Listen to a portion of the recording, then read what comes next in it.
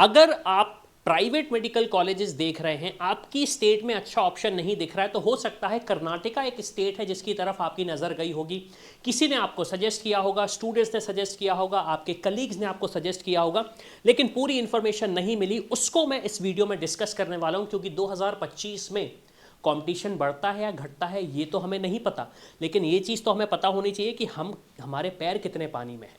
चलिए, अब कर्नाटका स्टेट की मैं बात करूं, क्या हमें इसको ऑप्शन कंसीडर करना चाहिए प्राइवेट मेडिकल कॉलेज में? तो मेरा सजेशन पर्सनल लेवल पे रहेगा हाँ, क्योंकि मेरी एक पर्सनल फैमिली में भी एक इंस्टेंस हुआ था जहां पे हम एक बैंगलोर के कॉलेज में हमने मतलब अपने रिलेटिव को मतलब उनका ट्रीटमेंट हुआ था। तो मैंने फैसिलिटीज़ प्राइवेट कॉलेजेस की देखी हैं। कर्नाटका एक अच्छा ऑप्शन है इन टर्म्स ऑफ एजुकेशन। सबसे पहली चीज़ तो ऑब्वियस सी बात है, क्यों? क्योंकि मेडिकल में अगर आपको एजुकेशन नहीं मिलेगी तो उस मतलब पढ़ने का कोई मतलब ही नहीं है।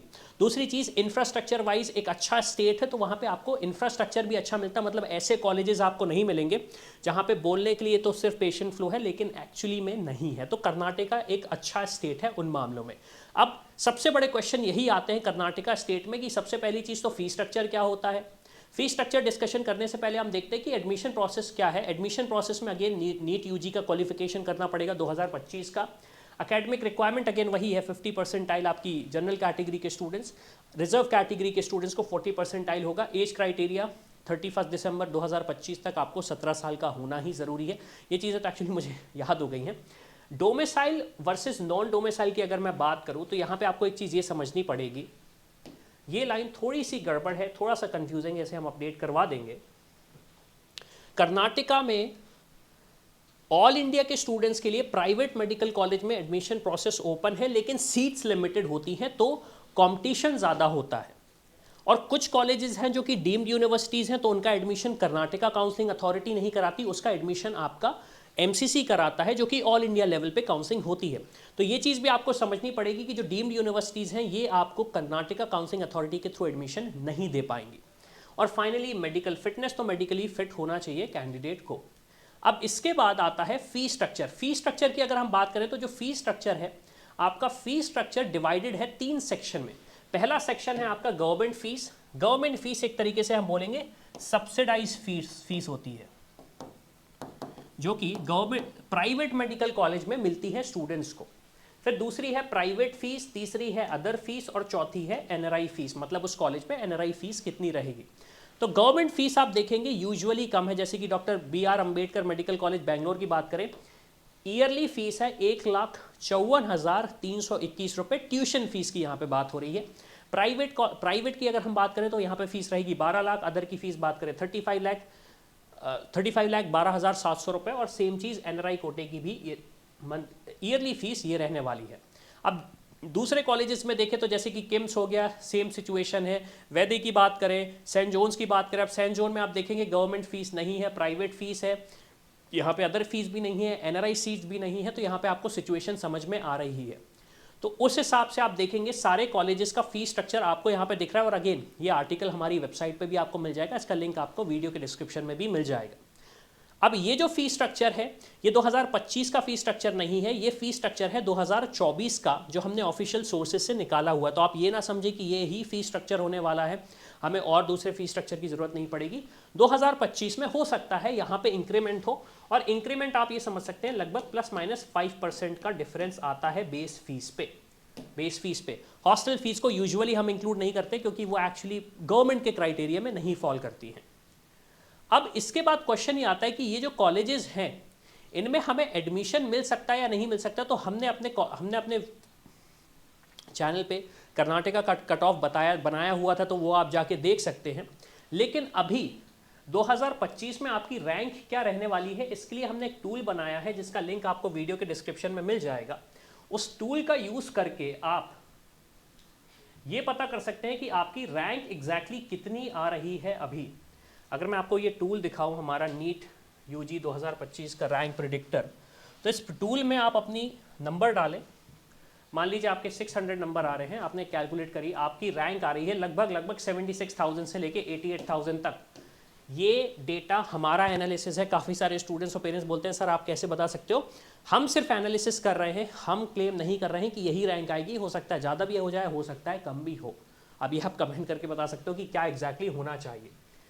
अब इसके बाद क्वेश्चन ये आता है कि इन कॉलेजेस में कितनी सीट्स रहती है, इन कॉलेजेस में कितनी सीट्स रहती हैं। तो सीट मैट्रिक्स की अगर मैं बात करूं, अगर मैं सीट मैट्रिक्स की बात करूं तो कर्नाटका स्टेट में बहुत सारे कोटा होते हैं, कर्नाटका स्टेट में बहुत सारे कोटा होते हैं। तो अगेन इसकी इन्फॉर्मेशन भी आपको हमारी वेबसाइट पर मिल जाएगी, इस इन्फॉर्मेशन को आप निकाल सकते हैं। मैं डिस्कस करने वाला हूं एनआरआई सीट के बारे में, क्योंकि काफ़ी सारे स्टूडेंट्स का क्वेश्चन उससे ही रिलेटेड होता है। एंड अगेन मैं एक चीज़ बताना चाहता हूं, कर्नाटका स्टेट में अगर आपको एडमिशन लेना है तो उसकी पूरी प्रोसेस हम करवा देते हैं, स्टूडेंट्स को हम स्पेशली गाइड करते हैं ताकि कोई भी दिक्कत ना हो। और सबसे इम्पॉर्टेंट चीज़, जो भी रूल्स एंड रेगुलेशन होते हैं कर्नाटका स्टेट के अलावा दूसरी स्टेट के, उसमें भी हम आपको फर्दर गाइड कर देते हैं।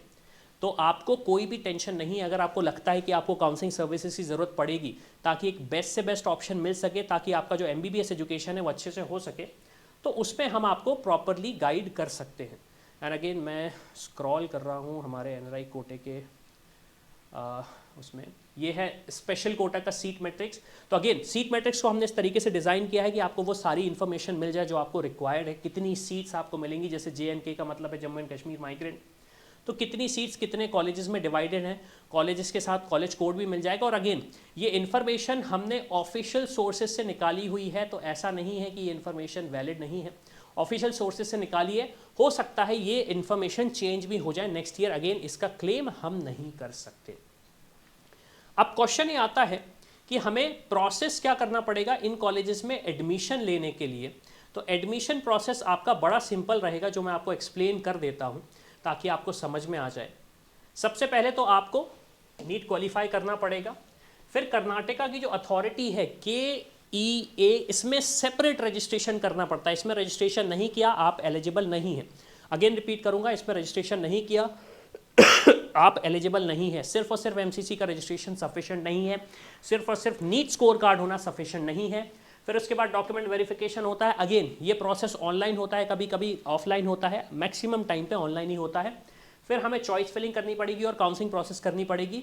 चॉइस फिलिंग के लिए मैं आपको बता दूं, कर्नाटका स्टेट का रूल ये है कि जो राउंड 1 में आपने चॉइसेस फिल करी हैं आप उन्हें ही लेके जा सकते हो, कैरी फॉरवर्ड करके जा सकते हो राउंड 2 में, राउंड 3 में। अगर आपको न्यू कॉलेज ऐड करना है वो आप नहीं कर सकते। तो राउंड चॉइस फिलिंग बहुत ध्यान से करना कर्नाटका स्टेट की। फिर आपका सीट अलॉटमेंट का प्रोसेस होगा और फिर आप उस कॉलेज में रिपोर्ट करोगे। अब क्या हम अपग्रेड कर सकते हैं, ये जो सारे रूल्स एंड रेगुलेशन हैं, इसके लिए हम एक सेपरेट वीडियो बनाएंगे। तो वीडियो को आप चैनल को ज़रूर सब्सक्राइब करके रखना। इसके अलावा कर्नाटका के स्टेट के अलावा अगर आपको दूसरी स्टेट्स के वीडियो देखने तो हमारे चैनल पे आपको वो मिल जाएंगे। और अगर लगता है कि इंडिया में आपको सफिशिएंट बजट पे, अच्छे उस बजट पे ऑप्शंस नहीं दिख रहे हैं, या फिर US UK आपको जाना है, अब्रॉड ऑप्शन जाना है, जैसे कि इटली की अगर मैं बात करूँ तो इटली में टेक्निकली एजुकेशन फ्री होता है क्योंकि वहाँ पर स्कॉलरशिप मिल जाती है। तो उन सारी चीज़ों के लिए हमारी टीम आपको गाइड कर सकती है। तो अगेन डिस्क्रिप्शन में डिटेल्स दिए गए हैं, जाके फिल करो और हमारी टीम से बात करो। तो इसी के साथ मैं हूं अविनाश, मेरा काम है रास्ता दिखाना, उस पर चल के डॉक्टर बनना आपका। I hope you like this video. For more such videos, keep watching our channel and do not forget to like, share and subscribe.